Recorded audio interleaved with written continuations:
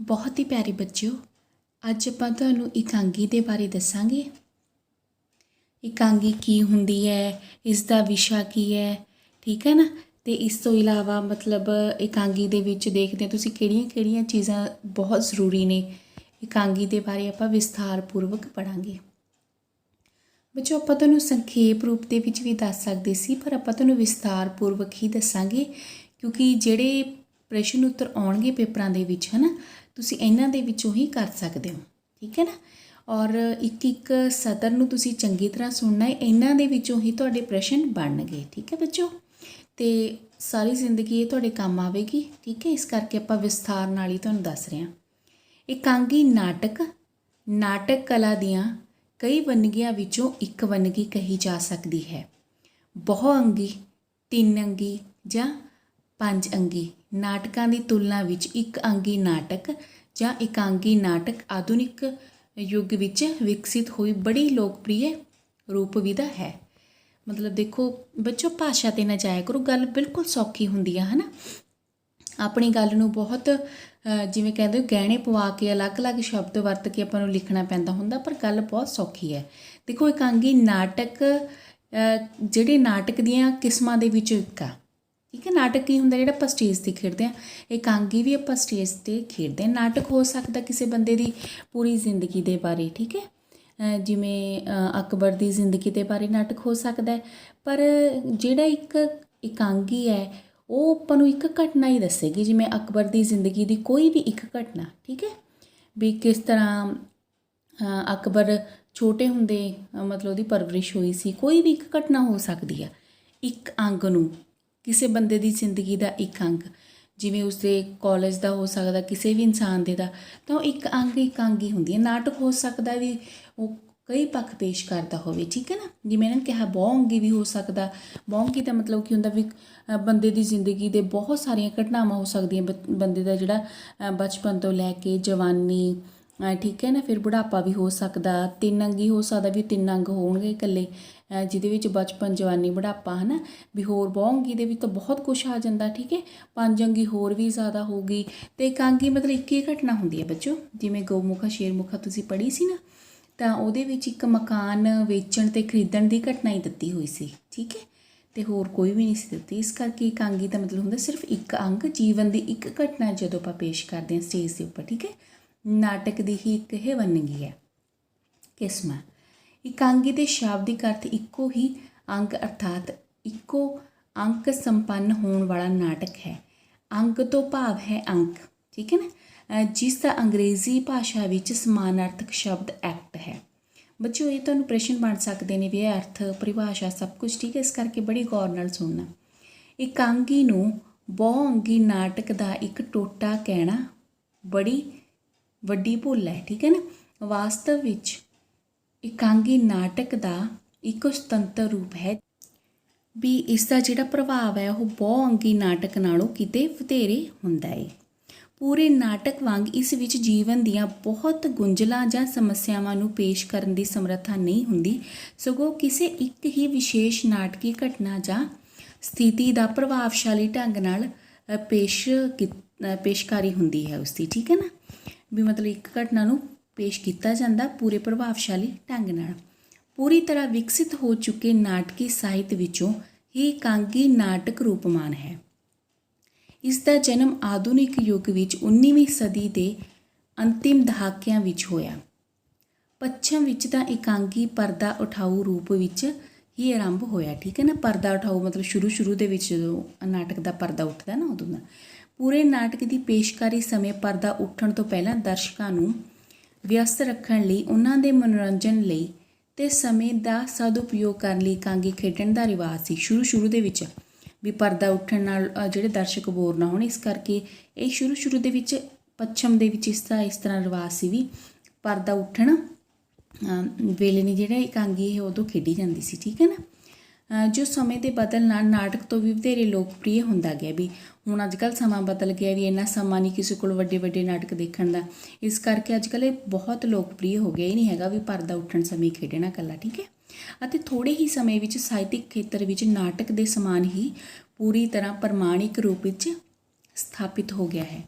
ਇਕਾਂਗੀ ਦੀ ਲੋਕਪ੍ਰਿਯਤਾ ਦਾ ਅਨੁਮਾਨ ਲਾਉਣ ਲਈ ਲੰਡਨ ਦੀ ਇੱਕ ਘਟਨਾ ਵਰਣਨਯੋਗ ਹੈ। ਲੰਡਨ ਵਿੱਚ ਪਰਦਾ ਉਠਾਊ ਰੂਪ ਵਿੱਚ ਪੇਸ਼ ਕੀਤੇ ਗਏ ਇੱਕ ਇਕਾਂਗੀ ਬਾਂਦਰ ਦਾ ਪੰਜਾ ਤੋਂ ਲੈ ਕੇ ਮਤਲਬ ਹੁਣ ਤੱਕ ਜੋ ਵੀ ਚੱਲਦਾ ਆ ਰਿਹਾ ਇਹਨਾਂ ਨੇ ਉਹ ਦੱਸਿਆ, ਠੀਕ ਹੈ ਨਾ, ਵੀ ਬਾਂਦਰ ਦੇ ਪੰਜੇ ਤੋਂ ਜਿਹੜੇ ਲੋਕ ਬਹੁਤ ਪ੍ਰਭਾਵਿਤ ਹੋਏ ਸਨ। ਨਾਟਕ ਨੂੰ ਵੇਖੇ ਬਿਨਾਂ ਹੀ ਵਾਪਸ ਪਰਤ ਗਏ ਸਨ ਸ਼ੁਰੂ ਦੇ ਵਿੱਚ, ਠੀਕ ਹੈ। ਘੱਟ ਸਮੇਂ ਵਿੱਚ ਘੱਟ ਖਰਚ, ਠੀਕ ਹੈ, ਲੋਕਾਂ ਦਾ ਮਨੋਰੰਜਨ ਵੀ ਹੋ ਜਾਂਦਾ ਸੀ ਅਤੇ ਘੱਟ ਯਤਨਾਂ ਦੁਆਰਾ ਪੇਸ਼ ਕੀਤੇ ਗਏ ਇਹਨਾਂ ਇਕਾਂਗੀਆਂ ਦੀ ਸਾਡੇ ਸਮੇਂ ਦੀ ਨੂੰ ਅਤਿਅੰਤ ਲੋੜ ਹੈ, ਠੀਕ ਹੈ। ਆਪਾਂ ਬਾਂਦਰ ਦੇ ਪੰਜੇ ਨਾਟਕ ਦੀ ਗੱਲ ਕੀਤੀ ਇੱਥੇ। ਆਧੁਨਿਕ ਜੀਵਨ ਦੇ ਮਸ਼ੀਨੀਕਰਨ ਅਤੇ ਪੂੰਜੀਵਾਦ ਦੇ ਸਿਖਰ 'ਤੇ ਆ ਜਾਣ ਨਾਲ ਮਨੁੱਖੀ ਜ਼ਿੰਦਗੀ ਦੇ ਵਧੇਰੇ ਰੁਝੇਵਿਆਂ ਨਾਲ ਇਕਾਂਗੀ ਅਤੇ ਕਹਾਣੀ ਹੀ ਅਜਿਹੇ ਸਾਹਿਤਿਕ ਰੂਪ ਹਨ ਜੋ ਮਨੁੱਖੀ ਮਨ ਦੀ ਸੋਝ, ਤ੍ਰਿਪਤੀ ਅਤੇ ਮਨੋਰੰਜਨ ਥੋੜ੍ਹੇ ਸਮੇਂ ਵਿੱਚ ਹੀ ਕਰਨ ਦੀ ਸਮਰੱਥਾ ਰੱਖਦੇ ਹਨ। ਇਸ ਤੋਂ ਇਲਾਵਾ ਜੀਵਨ ਦੀਆਂ ਸੂਖਮ ਭਾਵਨਾਵਾਂ ਅਤੇ ਮਾਨਸਿਕ ਸਥਿਤੀਆਂ ਵੀ ਜਿਸ ਪ੍ਰਭਾਵਸ਼ਾਲੀ ਢੰਗ ਨਾਲ ਇਕਾਂਗੀ ਰਾਹੀਂ ਪੇਸ਼ ਕਰਨੀਆਂ ਸੰਭਵ ਸੀ। ਬੱਚੇ ਨਾਟਕ ਤਾਂ ਹੁਣ ਇੰਨੇ ਖਰਚ ਹੁੰਦੇ ਨੇ ਨਾਟਕਾਂ 'ਤੇ, ਕਦੇ ਕਿਹੜੀ ਘਟਨਾ, ਕਦੇ ਮਤਲਬ ਆਪਾਂ ਜਿਵੇਂ ਗੱਲ ਕੀਤੀ ਸੀ ਵੀ ਯੁੱਧ ਦਾ ਵਰਣਨ ਕਰਨਾ ਤਾਂ ਬੜਾ ਕੁਛ ਕਰਨਾ ਪੈਣਾ, ਫਿਰ ਘਰ ਦਾ ਇੱਕਦਮ ਸਟੇਜ, ਫਿਰ ਹੋਰ ਝਾਕੀ ਲੈ ਕੇ ਆਉਣੀ ਉੱਥੇ ਸਟੇਜ ਦੇ ਉੱਪਰ ਘਰ ਬਣਾਉਣਾ, ਹੈ ਨਾ। ਅਤੇ ਕਿਸੇ ਕੋਲ ਅੱਜ ਕੱਲ੍ਹ ਬਹੁਤ ਲੋਕ ਵਿਅਸਤ ਹੋ ਗਏ ਨੇ, ਬਿਜ਼ੀ ਹੋ ਗਏ ਨੇ, ਸਮਾਂ ਵੀ ਨਹੀਂ ਕਿਸੇ ਕੋਲ ਵੱਡੇ ਨਾਟਕ ਦੇਖਣ ਦਾ। ਸੋ ਜਿਹੜੀਆਂ ਇਕਾਂਗੀਆਂ ਨੇ ਨਾ ਉਹ ਤਾਂ ਇੰਨੀਆਂ ਲੋਕਪ੍ਰਿਯ ਹੋਈਆਂ ਨੇ ਵੀ ਇੱਕ ਤਾਂ ਉਹ 'ਚ ਖਰਚਾ ਵੀ ਘੱਟ ਹੁੰਦਾ ਸੀ ਅਤੇ ਦਰਸ਼ਕਾਂ ਦਾ ਮਨੋਰੰਜਨ ਵੀ ਉਹਦੇ ਨਾਲ ਨਾਟਕ ਦੇ ਬਰਾਬਰੀ ਹੋ ਜਾਂਦਾ ਹੈ, ਠੀਕ ਹੈ ਨਾ। ਇਸ ਕਰਕੇ ਅੱਜ ਕੱਲ੍ਹ ਇਹ ਜ਼ਿਆਦਾ ਲੋਕਪ੍ਰਿਯ ਹਨ। ਸੰਜਮਤਾ ਦੇ ਗੁਣ ਕਾਰਨ ਇਕਾਂਗੀ ਅਤੇ ਕਹਾਣੀ ਨੂੰ ਪੱਤਰਾਂ ਅਤੇ ਪੱਤਰਕਾਵਾਂ ਵਿੱਚ ਵੀ ਯੋਗ ਥਾਂ ਉਪਲਬਧ ਹੋਈ ਹੈ, ਠੀਕ ਹੈ। ਇਸ ਤਰ੍ਹਾਂ ਪ੍ਰਭਾਵ ਦੀ ਇਕਾਗਰਤਾ, ਤੀਖਣਤਾ, ਰੌਚਕਤਾ, ਨਾਟਕੀਅਤਾ ਅਤੇ ਸੰਜਮਤਾ ਵਰਗੇ ਗੁਣਾਂ ਕਾਰਨ ਇਕਾਂਗੀ ਕਲਾ ਆਧੁਨਿਕ ਕਾਲ ਵਿੱਚ ਸਾਹਿਤ ਦਾ ਪ੍ਰਤੀਨਿਧ ਰੂਪ ਬਣ ਗਈ ਹੈ, ਠੀਕ ਹੈ ਨਾ।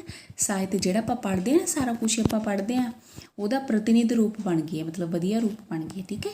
ਇਕਾਂਗੀ ਦੇਖਦੇ ਹਾਂ ਹੁਣ ਆਪਾਂ ਕੀ ਹੈ, ਹੋਰ ਆਪਾਂ ਨੂੰ ਵਿਸਥਾਰ ਨਾਲ ਦੱਸਿਆ ਬੱਚੋ। ਦੇਖੋ ਇਕਾਂਗੀ ਕੀ ਹੈ, ਇਸ ਦੇ ਉੱਤਰ ਵਿੱਚ ਅਸੀਂ ਕਹਿ ਸਕਦੇ ਹਾਂ ਕਿ ਇਕਾਂਗੀ ਉਹ ਨਾਟਕੀ ਰੂਪ ਹੈ ਜੋ ਜੀਵਨ ਦੇ ਕਿਸੇ ਖੰਡ ਜਾਂ ਟੋਟੇ ਨੂੰ ਗਿਣੇ ਚੁਣੇ ਪਾਤਰਾਂ ਰਾਹੀਂ, ਜੀਵਨ ਦੇ ਕਿਸੇ ਵੀ ਖੰਡ ਨੂੰ ਗਿਣੇ ਚੁਣੇ ਪਾਤਰਾਂ ਰਾਹੀਂ ਪ੍ਰਭਾਵ ਅਤੇ ਕਾਰਜ ਦੀ ਏਕਤਾ ਕਾਇਮ ਰੱਖਦੇ ਹੋਏ ਵੀ ਕੰਮ ਵੀ ਵਧੀਆ ਚੱਲੇ, ਪ੍ਰਭਾਵ ਵੀ ਵਧੀਆ ਬਣੇ ਰਹੇ, ਠੀਕ ਹੈ ਨਾ, ਰੱਖਦੇ ਹੋਏ ਸੀਮਤ ਸਮੇਂ ਵਿੱਚ ਰੰਗਮੰਚ ਉੱਤੇ ਸਾਕਾਰ ਕਰਦਾ ਹੈ। ਬਣਤਰ ਦੇ ਪੱਖ ਤੋਂ ਇਕਾਂਗੀ ਨੂੰ ਨਾਟਕ ਬਾਕੀ ਸਾਹਿਤਕ ਰੂਪਾਂ ਤੋਂ ਨਿਖੇੜਨ ਵਾਲੇ ਕੁਝ ਬੁਨਿਆਦੀ ਤੱਤ ਵਿਚਾਰਨਯੋਗ ਹਨ।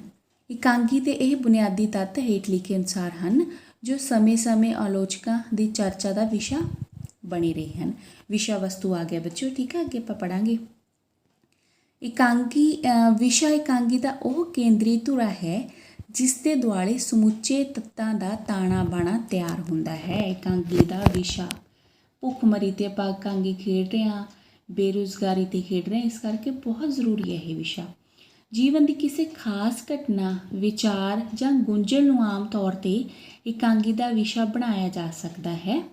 ਇਕਾਂਗੀ ਦਾ ਵਿਸ਼ਾ ਜੀਵਨ ਦੇ ਅਸਲ ਨਾਲ ਜੁੜਿਆ ਹੁੰਦਾ ਹੈ, ਠੀਕ ਹੈ, ਅਸਲੀ ਜੀਵਨ ਦੇ ਨਾਲ, ਅਤੇ ਜੀਵਨ ਦੀਆਂ ਪ੍ਰਤੀਨਿਧ ਘਟਨਾਵਾਂ ਨੂੰ ਵੀ ਸਾਕਾਰ ਕਰਦਾ ਹੈ। ਪਰ ਇਹ ਗੱਲ ਅੱਖੋਂ ਓਹਲੇ ਨਹੀਂ ਕੀਤੀ ਜਾ ਸਕਦੀ ਕਿ ਇਕਾਂਗੀ ਵਿੱਚ ਜੀਵਨ ਦੀ ਕੇਵਲ ਇੱਕੋ ਹੀ ਘਟਨਾ ਲਈ ਥਾਂ ਹੁੰਦਾ ਹੈ, ਠੀਕ ਹੈ ਨਾ, ਇੱਕੋ ਹੀ ਘਟਨਾ ਲਈ ਜਗ੍ਹਾ ਹੁੰਦੀ ਹੈ, ਥਾਂ ਹੁੰਦੀ ਹੈ, ਠੀਕ ਹੈ ਨਾ, ਕਿਉਂਕਿ ਇਕਾਂਗੀ ਦਾ ਆਕਾਰ ਬੜਾ ਸੌੜਾ ਅਤੇ ਸਮਾਂ ਬੜਾ ਸੀਮਤ ਹੁੰਦਾ ਹੈ।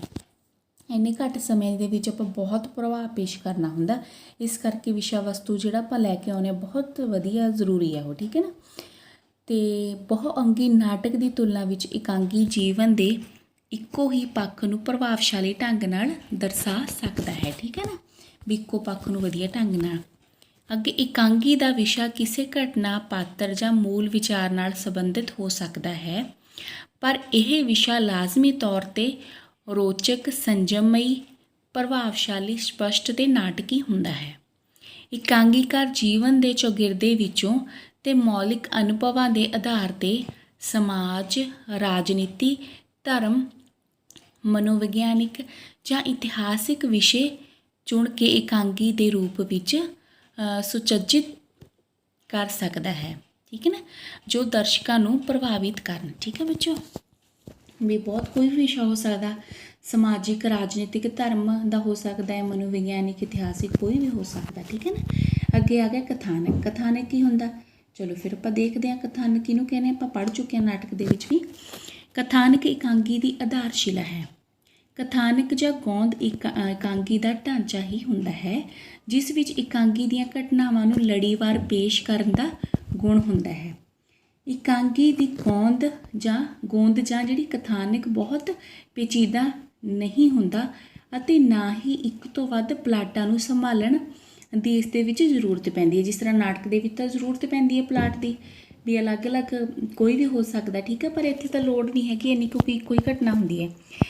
ਗਿਣੀਆਂ ਚੁਣੀਆਂ ਘਟਨਾਵਾਂ ਨੂੰ ਬੜੀ ਯੁਕਤੀ ਅਤੇ ਬੜੀ ਸੰਜਮਤਾ ਨਾਲ ਪੇਸ਼ ਕੀਤਾ ਜਾਂਦਾ ਹੈ। ਇਹ ਸੰਜਮਤਾ ਇਕਾਂਗੀ ਦਾ ਅਨਿੱਖੜਵਾਂ ਅੰਗ ਹੈ।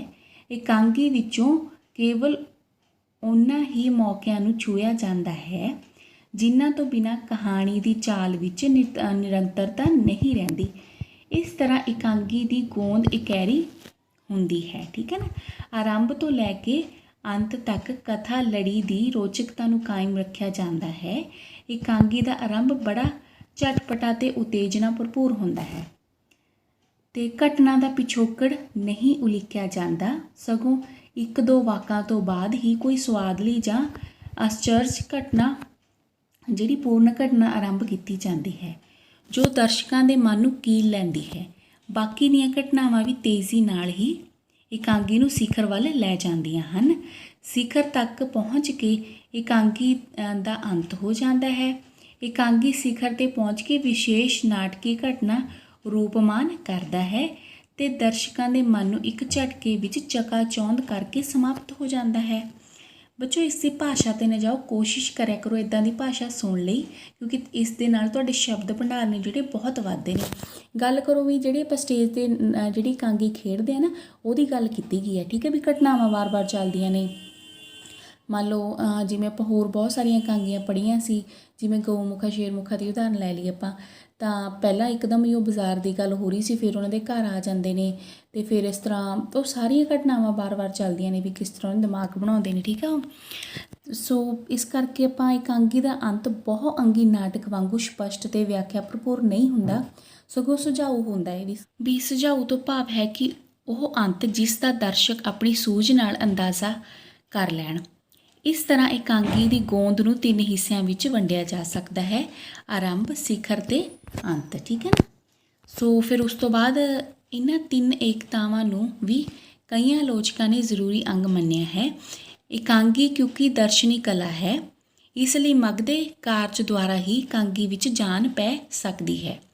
ਚੁਸਤ ਵਾਰਤਾਲਾਪ, ਪਾਤਰਾਂ ਦੀਆਂ ਹਰਕਤਾਂ ਅਤੇ ਭੱਜ ਦੌੜ ਹੀ ਕਾਰਜ ਨੂੰ ਮਗਦਾ ਰੱਖਦੇ ਹਨ। ਇਹ ਕਾਰਜ ਸਰੀਰਕ ਵੀ ਹੋ ਸਕਦੇ ਹਨ ਅਤੇ ਮਾਨਸਿਕ ਵੀ। ਹੁਣ ਗੱਲ ਕਰਦੇ ਆਪਾਂ ਪਾਤਰ ਅਤੇ ਪਾਤਰ ਚਿਤਰਣ, ਮਤਲਬ ਜਿਹੜੇ ਉੱਥੋਂ ਦੇ ਜਿਹੜੇ ਐਕਟਰ ਹੁੰਦੇ ਨੇ। ਠੀਕ ਹੈ, ਇਕਾਂਗੀ ਵਿੱਚ ਪਾਤਰਾਂ ਦੇ ਮਾਧਿਅਮ ਰਾਹੀਂ ਹੀ ਕਹਾਣੀ ਨੂੰ ਸਾਕਾਰ ਕੀਤਾ ਜਾਂਦਾ ਹੈ। ਕਹਾਣੀ ਨੂੰ ਸਾਕਾਰ ਕੀਤਾ ਮਤਲਬ ਸਿਰੇ ਚੜ੍ਹਾਇਆ ਜਾਂਦਾ। ਠੀਕ ਹੈ ਨਾ। ਪਾਤਰਾਂ ਦੁਆਰਾ ਹੀ ਕਥਾਨਕ ਨੂੰ ਯਥਾਰਥਕ ਰੰਗ ਚਾੜ੍ਹਿਆ ਜਾਂਦਾ ਹੈ। ਯਥਾਰਥਕ ਕੀ ਹੁੰਦਾ ਬੱਚੋ? ਜਿਹੜੇ ਐਕਟਰ ਹੁੰਦੇ ਨੇ ਉਹਨਾਂ ਰਾਹੀਂ ਵੀ ਸਾਰੀ ਗੱਲ ਸੱਚੀ ਲੱਗਣੀ ਚਾਹੀਦੀ ਹੈ, ਉਹਦੇ ਰਾਹੀਂ ਲੱਗਦੀ ਹੈ। ਠੀਕ ਹੈ ਨਾ। ਅਤੇ ਕੋਈ ਵੀ ਘਟਨਾ ਆਪਾਂ ਬਿਆਨ ਕਰਨਾ ਚਾਹੁੰਦੇ ਹਾਂ ਤਾਂ ਉਹ ਸੱਚੀ ਲੱਗੇ। ਠੀਕ ਹੈ, ਜਿਵੇਂ ਮੁਗਲ ਕਾਲ ਦੀ ਘਟਨਾ ਤਾਂ ਆਪਾਂ ਨੂੰ ਸੱਚੀ ਲੱਗੇ। ਇਕਾਂਗੀਕਾਰ ਵੀ ਆਪਣੇ ਸੂਖਮ ਤੋਂ ਸੂਖਮ ਵਿਚਾਰਾਂ ਨੂੰ ਪਾਤਰਾਂ ਦੇ ਜ਼ਰੀਏ ਪ੍ਰਗਟ ਕਰਦਾ ਹੈ। ਠੀਕ ਹੈ ਨਾ। ਛੋਟੀਆਂ ਗੱਲਾਂ ਨੂੰ ਪਾਤਰਾਂ ਦੇ ਰਾਹੀਂ, ਐਕਟਰਾਂ ਦੇ ਰਾਹੀਂ ਵੀ ਆਪਣੇ ਸਾਹਮਣੇ ਲੈ ਕੇ ਆਉਂਦਾ।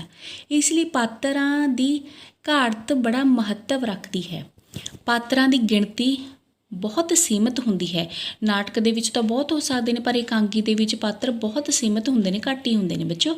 ਬੇਲੋੜੇ ਪਾਤਰਾਂ ਦੀ ਕੜਮਾਸ ਨਹੀਂ ਪਾਈ ਜਾਂਦੀ।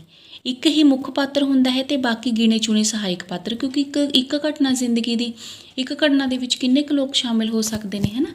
ਇਕਾਂਗੀ ਦੇ ਪਾਤਰ ਵਾਸਤਵਿਕ ਜਾਂ ਕਲਪਿਤ ਹੋ ਸਕਦੇ ਹਨ। ਠੀਕ ਹੈ, ਪਾਤਰ ਸਥਿਤੀ ਦੇ ਅਨੁਕੂਲ ਹੁੰਦੇ ਹਨ। ਇਹ ਇਕਾਂਗੀਕਾਰ ਦੇ ਹੱਥਾਂ ਦੀ ਕਠਪੁਤਲੀ ਨਹੀਂ ਹੁੰਦੇ, ਸਥਿਤੀ ਜਿੱਦਾਂ ਦੀ ਹੁੰਦੀ ਉੱਦਾਂ ਦੀ ਹੁੰਦੇ ਨੇ। ਠੀਕ ਹੈ, ਸ਼ਲਾਘਾਯੋਗ ਇਕਾਂਗੀਆਂ ਵਿੱਚ ਪਾਤਰ ਉਸਾਰੀ ਵੱਲ ਵੀ ਵਿਸ਼ੇਸ਼ ਧਿਆਨ ਦਿੱਤਾ ਜਾਂਦਾ ਹੈ।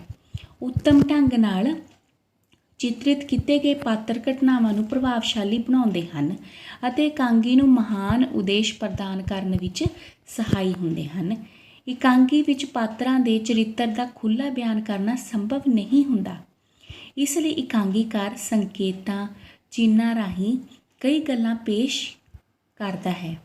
ਰੰਗਮੰਚ ਉੱਤੇ ਪਾਤਰਾਂ ਦਾ ਪਹਿਰਾਵਾ, ਸਰੀਰਕ ਬਣਤਰ, ਸ਼ਕਲ ਸੂਰਤ ਆਦਿ ਤੋਂ ਦਰਸ਼ਕ ਉਹਨਾਂ ਦੇ ਚਰਿੱਤਰ ਬਾਰੇ ਕਈ ਗੱਲਾਂ ਝੱਟ ਹੀ ਸਮਝ ਜਾਂਦੇ ਹਨ ਅਤੇ ਬਾਕੀ ਵਾਰਤਾਲਾਪ ਰਾਹੀਂ ਵੀ ਪਾਤਰ ਉਸਾਰੀ ਕੀਤੀ ਜਾਂਦੀ ਹੈ। ਠੀਕ ਹੈ ਨਾ। ਜਿਵੇਂ ਕੋਈ ਅੰਗਰੇਜ਼ ਆ ਤਾਂ ਉਹਨਾਂ ਨੇ ਉਹੋ ਜਿਹੇ ਕੱਪੜੇ ਪਾਏ ਹੋਣਗੇ, ਕੋਈ ਰਾਜਾ ਉਹਨਾਂ ਨੇ ਇਹੋ ਜਿਹੇ ਕੱਪੜੇ ਪਾਏ ਹੋਣਗੇ, ਤਾਂ ਜਿਹੜੇ ਦਰਸ਼ਕ ਹੋਣਗੇ ਉਹਨਾਂ ਨੂੰ ਝੱਟ ਹੀ ਪਤਾ ਲੱਗ ਜਾਏਗਾ ਵੀ ਇਹ ਕਿਹੜਾ ਪਾਤਰ ਹੈ। ਗੱਲਬਾਤ ਅਤੇ ਭਾਸ਼ਾ ਤੋਂ ਉਹਨਾਂ ਦੇ ਨਿੱਜੀ ਜੀਵਨ ਦੀ ਝਲਕ ਮਿਲ ਜਾਂਦੀ ਹੈ। ਠੀਕ ਹੈ ਨਾ, ਵੀ ਕਿਹੋ ਜਿਹੀ ਜ਼ਿੰਦਗੀ ਆ। ਕਾਰਜ ਰਾਹੀਂ ਵੀ ਪਾਤਰਾਂ ਦੇ ਜਿਹੜੇ ਗੁਣ ਅਤੇ ਔਗਣ ਉੱਤੇ ਚਾਨਣਾ ਪਾਇਆ ਜਾਂਦਾ ਹੈ। ਕੰਮ, ਠੀਕ ਹੈ, ਕੰਮ ਦੇ ਰਾਹੀਂ ਵੀ ਉਹ ਗੁਣ ਅਤੇ ਔਗਣ ਬਾਰੇ ਚਾਨਣਾ ਪਾਇਆ ਜਾਂਦਾ। ਠੀਕ ਹੈ। ਸਫਲ ਪਾਤਰ ਉਸਾਰੀ ਦੀ ਨਿਸ਼ਾਨੀ ਇਹ ਹੈ ਕਿ ਭਿੰਨ ਭਿੰਨ ਜੁਗਤੀਆਂ ਦੁਆਰਾ ਪਾਤਰਾਂ ਦੀ ਉਸਾਰੀ ਇਸ ਤਰ੍ਹਾਂ ਕੀਤੀ ਜਾਂਦੀ ਹੈ ਕਿ ਪਾਤਰ ਜਿਉਂਦੇ ਜਾਗਦੇ ਸਮਾਜ ਦਾ ਇੱਕ ਹੀ ਅੰਗ ਜਾਪਦੇ ਹਨ। ਇਕਾਂਗੀ ਵਿੱਚ ਇਹ ਉਸਾਰੀ ਦਾ ਕੰਮ ਥੋੜ੍ਹੀਆਂ ਛੂਹਾਂ ਨਾਲ ਹੀ ਕੀਤਾ ਜਾਂਦਾ ਹੈ, ਮਤਲਬ ਸੀਮਤ ਰਹਿੰਦੇ ਨੇ। ਅੱਗੇ ਆ ਗਿਆ ਬੱਚੋ ਵਾਰਤਾਲਾਪ। ਸਾਰੇ ਕਿਤੇ ਹੀ ਆਉਣਾ, ਉਹਨਾਂ ਦੇ ਪਾਤਰ ਕਿਹੋ ਜਿਹੇ ਹੋਣਗੇ, ਵਾਰਤਾਲਾਪ ਜਿਹੜੇ ਡਾਇਲੋਗ ਨੇ ਕਿੱਦਾਂ ਦੇ ਹੋਣਗੇ। ਠੀਕ ਹੈ। ਵਾਰਤਾਲਾਪ ਇਕਾਂਗੀ ਦੀ ਚਾਲ ਨੂੰ ਅੱਗੇ ਤੋਰਨ ਵਿੱਚ, ਪਾਤਰਾਂ ਦੀ ਉਸਾਰੀ ਵਿੱਚ, ਯੋਗ ਵਾਤਾਵਰਨ ਬਣਾਉਣ ਵਿੱਚ, ਸਥਾਨਕ ਰੰਗ ਭਰਨ ਵਿੱਚ ਅਤੇ ਘਟਨਾ ਵਿੱਚ ਸੁਭਾਵਿਕਤਾ ਲਿਆਉਣ ਵਿੱਚ ਬਹੁਤ ਸਹਾਇਕ ਹੁੰਦੇ ਨੇ ਬੱਚਿਓ। ਵਾਰਤਾਲਾਪ ਵਿੱਚ ਸੰਜਮ ਦਾ ਖਾਸ ਧਿਆਨ ਰੱਖਿਆ ਜਾਂਦਾ ਹੈ। ਛੋਟੇ ਛੋਟੇ ਵਾਕ ਜੋ ਨਾਟਕੀ ਸੁਭਾਅ ਵਾਲੇ ਅਤੇ ਤੀਖਣ ਪ੍ਰਭਾਵ ਪਾਉਣ ਵਾਲੇ ਹੋਣ ਵਰਤੇ ਜਾਂਦੇ ਨੇ। ਠੀਕ ਹੈ ਨਾ। ਛੋਟੇ ਛੋਟੇ ਡਾਇਲੋਗ ਜਿਹੜੇ ਬਹੁਤ ਪ੍ਰਭਾਵ ਪਾਉਣ, ਕਿਉਂਕਿ ਸਮਾਂ ਘੱਟ ਹੁੰਦਾ, ਇੱਕੋ ਹੀ ਅੰਗ ਹੁੰਦਾ। ਵਾਰਤਾਲਾਪ ਸਾਰਥਕ, ਫੁਰਤੀਲੀ ਅਤੇ ਚੁਸਤ ਹੁੰਦੀ ਹੈ। ਜਿਹੜੀ ਵਾਰਤਾਲਾਪ ਡਾਇਲੋਗ ਨੇ ਉਹ ਬਹੁਤ ਸਾਰਥਕ ਹੋਣ, ਵੀ ਮਤਲਬ ਅਰਥ ਨਿਕਲਦੇ ਹੋਣ, ਜਿਨ੍ਹਾਂ ਦੇ ਫੁਰਤੀਲੇ ਹੋਣ, ਤੇਜ਼ ਹੋਣ ਅਤੇ ਚੁਸਤ ਹੋਣ। ਲੰਮੇ ਲੰਮੇ ਵਾਕਾਂ ਅਤੇ ਬੇਲੋੜੇ ਸ਼ਬਦਾਂ ਦੀ ਭਰਮਾਰ ਜਿਹੜੀ ਹੁੰਦੀ ਹੈ ਪ੍ਰਭਾਵ ਦੀ ਏਕਤਾ ਨੂੰ ਭੰਗ ਕਰ ਦਿੰਦੀ ਹੈ। ਠੀਕ ਹੈ ਨਾ। ਇਸ ਲਈ ਇਕਾਂਗੀ ਵਿੱਚ ਵਾਰਤਾਲਾਪ ਦੀ ਜਿਹੜਾ ਹਰ ਸ਼ਬਦ ਹੁੰਦਾ ਉਸਦਾ ਅਰਥ ਭਰਪੂਰ ਅਤੇ ਪਾਤਰਾਂ ਦੇ ਸੁਭਾਅ ਦੇ ਅਨੁਕੂਲ ਹੀ ਹੁੰਦਾ ਹੈ। ਠੀਕ ਹੈ। ਅਤੇ ਸੁਭਾਵਿਕ, ਉਚਿਤ, ਉਪਯੋਗੀ ਅਤੇ ਮੰਤਵ ਦੀ ਪੂਰਤੀ ਲਈ ਵਰਤਿਆ ਜਾਂਦਾ ਹੈ। ਹਰ ਸ਼ਬਦ ਗੋਂਦ ਨੂੰ ਅੱਗੇ ਲਿਜਾਣ ਵਿੱਚ ਮਦਦ ਕਰਦਾ ਹੈ। ਇਹ ਵਾਰਤਾਲਾਪ ਜਿਹੜੇ ਵਾਰਤਕ ਦਾ ਸੁੰਦਰ ਨਮੂਨਾ ਹੁੰਦੇ ਹਨ। ਠੀਕ ਹੈ ਨਾ। ਜਿਸ ਦੀ ਵਰਤੋਂ ਬੜੇ ਹੀ ਸੁਚੱਜੇ, ਬੜੇ ਹੀ ਸੋਹਣੇ ਅਤੇ ਸਿਆਣੇ ਢੰਗ ਨਾਲ ਕੀਤੀ ਜਾਂਦੀ ਹੈ। ਵਾਰਤਾਲਾਪ ਨੇ ਜਿਹੜੇ ਉਹਦੇ ਡਾਇਲੋਗ ਨੇ ਬੜੇ ਸੋਚ ਸਮਝ ਕੇ ਚੁਣਨੇ ਪੈਂਦੇ ਨੇ। ਠੀਕ ਹੈ। ਫਿਰ ਉਦੇਸ਼ ਆ ਗਿਆ ਬੱਚੋ। ਇਕਾਂਗੀ ਦਾ ਉਦੇਸ਼ ਕੇਵਲ ਸੋਚ ਦੀ ਤ੍ਰਿਪਤੀ ਨਹੀਂ ਕਰਨੀ, ਵੀ ਮਤਲਬ ਆਪਾਂ ਨੂੰ ਸਿਰਫ ਵਧੀਆ ਨਾ ਲੱਗੇ, ਅਤੇ ਇੱਕ ਜਿਹੜੀ ਕਲਾ ਹੁੰਦੀ ਹੈ ਇਹਨੂੰ ਜੀਵਨ ਲਈ ਉਪਯੋਗੀ ਬਣਾਉਣਾ ਵੀ ਹੋ ਸਕਦਾ ਹੈ। ਠੀਕ ਹੈ। ਇਕਾਂਗੀ ਦੀ ਸਫਲਤਾ ਇਸੇ ਗੱਲ ਵਿੱਚ ਹੈ ਕਿ ਉਹ ਕਿਸੇ ਮਹਾਨ ਉਦੇਸ਼ ਦੀ ਪ੍ਰਾਪਤੀ ਵੱਲ ਅਗਰਸਰ ਹੁੰਦਾ ਹੋਵੇ। ਠੀਕ ਹੈ। ਆਕਾਰ ਦੇ ਪੱਖੋਂ ਭਾਵੇਂ ਇਕਾਂਗੀ ਇੱਕ ਸੰਖੇਪ ਕਲਾ ਰੂਪ ਕਿਉਂ ਨਾ ਹੋਵੇ, ਪਰੰਤੂ ਇਸ ਵਿੱਚ ਅਵਸ਼ ਕੋਈ ਵੱਡਾ ਉਦੇਸ਼ ਸਮੋਇਆ ਹੁੰਦਾ ਹੈ ਜੋ ਦਰਸ਼ਕਾਂ ਦੇ ਮਨ ਉੱਤੇ ਸਦੀਵੀ ਪ੍ਰਭਾਵ ਪਾਉਂਦਾ ਹੈ। ਇਕਾਂਗੀਕਾਰ ਦੇ ਉਦੇਸ਼ ਰਚਨਾ ਪੱਖੋਂ ਪ੍ਰਤੱਖ ਰੂਪ ਦੇ ਵਿੱਚ ਸਾਹਮਣੇ ਆਉਂਦੇ ਨੇ। ਉਦੇਸ਼ ਹੋਣਾ ਚਾਹੀਦਾ ਬੱਚਿਓ, ਸਧਾਰਨ ਭਾਸ਼ਾ 'ਚ ਆਪਾਂ ਕਹਿ ਸਕਦੇ ਹਾਂ ਕਿਸੇ ਵੀ ਇਕਾਂਗੀ ਦਾ। ਇੱਕ ਚੇਤੰਨ ਲੇਖਕ ਹੀ ਸਮੇਂ ਦੀ ਮੰਗ ਅਨੁਸਾਰ ਕਿਸੇ ਮਨੋਰਥ ਦੀ ਪ੍ਰਾਪਤੀ ਲਈ ਕੁਝ ਸਫਲ ਇਕਾਂਗੀ ਲਿਖ ਸਕਦਾ ਹੈ। ਠੀਕ ਹੈ। ਕਿਸੇ ਨਾ ਕਿਸੇ ਮਨੋਰਥ, ਕੋਈ ਸੰਦੇਸ਼ ਦੇਣਾ ਵੀ ਦੂਜਾ ਵਿਆਹ ਨਹੀਂ ਕਰਨਾ ਚਾਹੀਦਾ, ਇਸ ਤਰ੍ਹਾਂ। ਠੀਕ ਹੈ ਨਾ।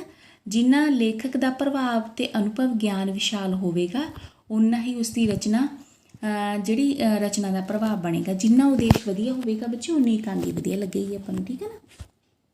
ਅੱਗੇ ਆ ਗਿਆ ਰੰਗਮੰਚ। ਕੀ ਹੁੰਦਾ ਬੱਚਿਓ? ਸਟੇਜ ਦੇ ਉੱਪਰ ਜੋ ਜੋ ਚੀਜ਼ਾਂ ਹੁੰਦੀਆਂ ਨੇ, ਕਿਸ ਤਰ੍ਹਾਂ ਸਟੇਜ ਤਿਆਰ ਕੀਤੀ ਜਾਂਦੀ ਹੈ। ਠੀਕ ਹੈ। ਇਕਾਂਗੀ ਕਿਉਂਕਿ ਦ੍ਰਿਸ਼ ਕਾਵ ਹੈ, ਦ੍ਰਿਸ਼ ਕਾਵ ਹੈ, ਇੱਕੋ ਹੀ ਦ੍ਰਿਸ਼ ਨੂੰ ਪੇਸ਼ ਕੀਤਾ ਜਾਂਦਾ, ਉਹ ਕਾਵ ਹੈ, ਦੇਖਣ ਵਾਲਾ ਕਾਵ ਹੈ ਇਹ। ਦ੍ਰਿਸ਼ ਕਾਵ ਆਪਾਂ ਸੁਣਿਆ ਸੀ ਨਾ, ਵੀ ਦੇਖਣ ਵਾਲੇ ਜਿਹੜੇ ਹੁੰਦੇ ਨੇ, ਕਈ ਸੁਣਨ ਵਾਲੇ ਹੁੰਦੇ ਨੇ। ਇਕਾਂਗੀ ਕੀ ਹੈ? ਦੇਖਣ ਵਾਲਾ ਹੈ। ਠੀਕ ਹੈ ਨਾ। ਇਸ ਲਈ ਇਕਾਂਗੀ ਦੀ ਸਫਲਤਾ ਅਸਲ ਵਿੱਚ ਰੰਗਮੰਚ ਉੱਤੇ ਪੇਸ਼ ਕਰਨ ਉਪਰੰਤ ਹੀ ਪਰਖੀ ਜਾ ਸਕਦੀ ਹੈ। ਠੀਕ ਹੈ। ਸੂਝਵਾਨ ਇਕਾਂਗੀਕਾਰ ਰੰਗਮੰਚ ਜਿਹੜੀ ਸਟੇਜ ਦੀ ਦ੍ਰਿਸ਼ਟੀ ਤੋਂ ਹੀ ਇਕਾਂਗੀ ਦੀ ਰਚਨਾ ਕਰਦਾ ਹੈ। ਠੀਕ ਹੈ। ਉਹਨਾਂ ਘਟਨਾਵਾਂ ਜਾਂ ਦ੍ਰਿਸ਼ਾਂ ਦਾ ਉਲੇਖ ਠੀਕ ਨਹੀਂ ਹੁੰਦਾ ਜਿਨ੍ਹਾਂ ਨੂੰ ਰੰਗਮੰਚ ਉੱਤੇ ਪੇਸ਼ ਕਰਨਾ ਸੰਭਵ ਹੋਵੇ ਬੱਚੋ। ਜਦੋਂ ਮੰਨ ਲਓ ਹੁਣ ਤੁਸੀਂ ਕੋਈ ਇਕਾਂਗੀ ਲਿਖਣੀ ਆ, ਤੁਸੀਂ ਦੇਖਣ ਵਾਲੀ ਹੁੰਦੀ ਹੈ। ਸਭ ਤੋਂ ਪਹਿਲਾਂ ਤੁਸੀਂ ਕੀ ਦੇਖੋਗੇ ਵੀ ਇਹਨੂੰ ਸਟੇਜ ਦੇ ਉੱਪਰ ਤੁਸੀਂ ਪੇਸ਼ ਕਰਨਾ, ਵੀ ਉਹ ਸਾਰੇ ਸਾਧਨ ਆਪਾਂ ਨੂੰ ਮਿਲ ਸਕਦੇ ਨੇ ਕਿ ਨਹੀਂ ਮਿਲ ਸਕਦੇ ਨੇ। ਉਂਝ ਨਹੀਂ ਵੀ ਜੋ ਵੀ ਖਿਆਲ 'ਚ ਆਇਆ ਲਿਖ ਦਿਓ। ਅਗਰ ਆਪਾਂ ਨਹੀਂ ਪੇਸ਼ ਕਰ ਸਕਦੇ ਫਿਰ ਕੀ ਫਾਇਦਾ ਹੋਇਆ ਬੱਚਿਓ, ਹੈ ਨਾ। ਸਭ ਤੋਂ ਪਹਿਲਾਂ ਇਕਾਂਗੀ ਦੇ ਵਿੱਚ ਆਪਾਂ ਉਹ ਚੀਜ਼ ਦੇਖਣੀ ਹੁੰਦੀ ਹੈ ਵੀ ਰੰਗਮੰਚ 'ਤੇ ਪੇਸ਼ ਕਰਨਾ ਆਪਾਂ ਇਸ ਨੂੰ ਅਤੇ ਕਿੱਦਾਂ ਦਾ ਲੱਗੇਗਾ, ਠੀਕ ਹੈ ਨਾ। ਉਹਨਾਂ ਘਟਨਾਵਾਂ ਜਾਂ ਦ੍ਰਿਸ਼ਾਂ ਦਾ ਉਲੇਖ ਠੀਕ ਨਹੀਂ ਹੁੰਦਾ ਜਿਨ੍ਹਾਂ ਨੂੰ ਰੰਗਮੰਚ ਉੱਤੇ ਪੇਸ਼ ਕਰਨਾ ਸੰਭਵ ਹੋਵੇ। ਰੰਗਮੰਚ ਉੱਤੇ ਰੌਸ਼ਨੀ ਅਤੇ ਆਵਾਜ਼ ਦਾ ਜਿਹੜਾ ਖਾਸ ਪ੍ਰਬੰਧ ਹੁੰਦਾ ਹੈ, ਠੀਕ ਹੈ ਨਾ। ਵੀ ਜਿਹੜੀ ਰੌਸ਼ਨੀ ਹੋਊਗੀ ਅਤੇ ਸਾਰਿਆਂ ਦਾ ਖਾਸ ਪ੍ਰਬੰਧ ਹੁੰਦਾ ਹੈ ਬੱਚਿਓ, ਵੀ ਕਿਉਂਕਿ ਆਪਾਂ ਦੇਖਿਆ, ਤੁਸੀਂ ਜੇ ਕਿਸੇ ਇਕਾਂਗੀ ਨੂੰ ਦੇਖਿਆ ਹੋਵੇ ਤਾਂ ਤੁਹਾਨੂੰ ਪਤਾ ਲੱਗੇਗਾ, ਪਰ ਇਹ ਦੇਖਣਾ ਚਾਹੀਦਾ ਆਪਾਂ ਨੂੰ। ਰੌਸ਼ਨੀ ਆਉਂਦੀਆਂ ਨੇ, ਪਿੱਛੋਂ ਆਵਾਜ਼ਾਂ ਆਉਂਦੀਆਂ ਨੇ। ਜੇ ਕੋਈ ਯੁੱਧ ਦਾ ਵਰਣਨ ਹੈ ਤਾਂ ਭਿਆਨਕ ਆਵਾਜ਼ਾਂ, ਸਾਊਂਡ ਪਿੱਛੋਂ ਹੀ ਆਉਣਾ ਸ਼ੁਰੂ ਹੋ ਜਾਂਦਾ ਕਿਉਂਕਿ ਉੱਥੇ ਪ੍ਰਬੰਧ ਕਰਨਾ ਪੈਂਦਾ ਸਭ ਕੁਝ, ਠੀਕ ਹੈ ਨਾ। ਰੰਗਮੰਚ ਸਾਰੇ ਦਰਸ਼ਕਾਂ ਦੀ ਸਹੂਲਤ ਮੁਤਾਬਿਕ ਤਿਆਰ ਕੀਤਾ ਜਾਂਦਾ ਹੈ। ਰੰਗਮੰਚ ਉੱਤੇ ਇਕਾਂਗੀ ਦੀ ਸਫਲਤਾ ਨਿਰਦੇਸ਼ਕ ਜਿਹੜੇ ਹੁੰਦੇ ਨੇ, ਸਟੇਜ ਪ੍ਰਬੰਧ ਅਤੇ ਅਭਿਨੇਤਾ ਉੱਤੇ ਵੀ ਨਿਰਭਰ ਕਰਦੇ ਹੈ, ਠੀਕ ਹੈ ਨਾ। ਅਤੇ ਫਿਰ ਅੱਗੇ ਆ ਗਿਆ ਪੰਜਾਬੀ ਵਿੱਚ ਇਕਾਂਗੀ ਦਾ ਇੱਕ ਤਰ੍ਹਾਂ ਨਾਲ ਦੱਸਦਾ ਵੀ ਕਿੱਦਾਂ ਦੀ ਪੰਜਾਬੀ ਦੀ ਕਿਹਨਾਂ ਨੇ ਲਿਖੀ ਹੈ, ਕਿੱਦਾਂ ਦੇ ਉੱਥੇ ਵਿਸ਼ੇ ਨੇ ਪੰਜਾਬੀ ਦੇ ਵਿੱਚ, ਠੀਕ ਹੈ। ਆਰੰਭਿਕ ਇਕਾਂਗੀਆਂ ਵਿੱਚ ਸਮਕਾਲੀ ਸਮਾਜਿਕ ਸਮੱਸਿਆਵਾਂ ਨੂੰ ਹੀ ਵਿਸ਼ਾ ਬਣਾਇਆ ਜਾਂਦਾ ਹੈ। ਪੰਜਾਬੀ ਇਕਾਂਗੀ ਦੇ ਪਿਤਾਮਾ ਪ੍ਰੋਫੈਸਰ ਈਸ਼ਵਰ ਚੰਦਰ ਨੰਦਾ ਨੇ ਸਭ ਤੋਂ ਪਹਿਲਾਂ ਵਿਧਵਾ ਵਿਆਹ, ਬੱਚੋ ਪ੍ਰਸ਼ਨ ਤੁਹਾਨੂੰ ਹਰ ਕਿਸੇ ਸਤਰ 'ਚੋਂ ਆ ਸਕਦੇ ਨੇ, ਠੀਕ ਹੈ ਨਾ। ਸਭ ਤੋਂ ਪਹਿਲਾਂ ਕਿਹਨਾਂ ਨੇ ਇਕਾਂਗੀ ਦਾ ਉਹ ਕੀਤਾ ਸੀ ਬੱਚੋ, ਇਕਾਂਗੀ ਨੂੰ ਪੇਸ਼ ਕੀਤਾ ਸੀ? ਪ੍ਰੋਫੈਸਰ ਈਸ਼ਵਰ ਚੰਦਰ ਨੰਦਾ, ਪਿਤਾਮਾ ਕਿਹਾ ਜਾਂਦਾ ਇਹਨਾਂ ਨੂੰ, ਠੀਕ ਹੈ ਨਾ। ਸਭ ਤੋਂ ਪਹਿਲਾਂ ਉਹਨਾਂ ਦਾ ਕਿਹੜੀ ਇਕਾਂਗੀ ਸੀ? ਵਿਧਵਾ ਵਿਆਹ, ਬਾਲ ਵਿਆਹ, ਦਾਜ ਪ੍ਰਥਾ ਵਰਗੀਆਂ ਸਮਾਜਿਕ ਜਿਹੜੀਆਂ ਸਮੱਸਿਆਵਾਂ ਨੂੰ ਬੜੀ ਹੀ ਸਫਲਤਾ ਨਾਲ ਇਕਾਂਗੀ ਦੇ ਰਾਹੀਂ ਪ੍ਰਗਟ ਕੀਤਾ। ਇਸ ਲਈ ਆਈ.ਸੀ. ਨੰਦਾ ਦੇ ਦੁਲਹਨ, ਬੇਬੇ ਰਾਮ ਭਜਨੀ, ਚੋਰ ਕੌਣ ਆਦਿ ਇਕਾਂਗੀ ਬਹੁਤ ਮਸ਼ਹੂਰ ਹੋਏ ਹਨ, ਠੀਕ ਹੈ ਨਾ। ਇਸੇ ਦੌਰ ਦੇ ਹੋਰ ਪ੍ਰਤੀਨਿਧ ਇਕਾਂਗੀਕਾਰ ਡਾਕਟਰ ਹਰਚਰਨ ਸਿੰਘ, ਬਲਵੰਤ ਗਾਰਗੀ ਅਤੇ ਕਰਤਾਰ ਸਿੰਘ ਦੁੱਗਲ ਹਨ। ਸੰਤ ਸਿੰਘ ਸੇਖੋਂ, ਕਪੂਰ ਸਿੰਘ ਘੁੰਮਣ, ਡਾਕਟਰ ਆਤਮਜੀਤ ਅਤੇ ਅਜਮੇਰ ਔਲਖ ਦੇ ਇਕਾਂਗੀ ਵੀ ਆਪਣਾ ਹੀ ਸਥਾਨ ਰੱਖ ਸਕਦੇ ਹਨ। ਇਹ ਪੁੱਛਿਆ ਜਾ ਸਕਦਾ ਵੀ ਇਕਾਂਗੀ ਕਿਹੜੇ ਜਿਹੜੇ ਜ਼ਿਆਦਾ ਲੇਖਕਾਂ ਦੀ ਮਸ਼ਹੂਰ ਹੋਏ ਨੇ, ਕਿਹਨਾਂ ਨੇ ਲਿਖੇ ਨੇ, ਠੀਕ ਹੈ ਬੱਚੋ। ਅਤੇ ਸੋ ਇੱਕ ਤੁਹਾਨੂੰ ਸਤਰ ਦੇ ਵਿੱਚੋਂ ਪ੍ਰਸ਼ਨ ਆ ਸਕਦੇ ਨੇ, ਠੀਕ ਹੈ ਬੱਚੋ। ਆਪਾਂ ਚਾਹੁੰਦੇ ਆਪਾਂ ਤੁਹਾਨੂੰ ਬਹੁਤ ਹੀ ਸੰਖੇਪ ਰੂਪ ਦੇ ਵਿੱਚ ਦੱਸ ਸਕਦੇ ਸੀ, ਪਰ ਨਹੀਂ, ਕਿਉਂਕਿ ਸਾਰੀ ਜ਼ਿੰਦਗੀ ਤੁਹਾਡੀ ਗੱਲਾਂ ਕੰਮ ਆਉਣਗੀਆਂ, ਇਸ ਕਰਕੇ ਆਪਾਂ ਤੁਹਾਨੂੰ ਪੂਰੇ ਵਿਸਥਾਰ ਪੂਰਵਕ ਦੱਸਿਆ। ਅਤੇ ਬੜੇ ਹੀ ਧਿਆਨ ਨਾਲ ਤੁਸੀਂ ਸੁਣਨਾ ਹੈ ਕਿਉਂਕਿ ਇੱਕ ਸਤਰ ਵਿੱਚੋਂ ਇੱਕ ਪ੍ਰਸ਼ਨ ਬਣ ਸਕਦਾ, ਠੀਕ ਹੈ ਬੱਚੋ। ਔਰ ਅਤੇ ਸੁਣਨ ਅਤੇ ਸਮਝਣ ਲਈ ਤੁਹਾਡਾ ਬਹੁਤ ਬਹੁਤ ਧੰਨਵਾਦ ਬੱਚੋ, ਠੀਕ ਹੈ। ਮੈਨੂੰ ਉਮੀਦ ਹੈ ਵੀ ਤੁਹਾਨੂੰ ਪੂਰੇ ਸਮਝ ਆਏ ਹੋਣਗੇ। ਧੰਨਵਾਦ।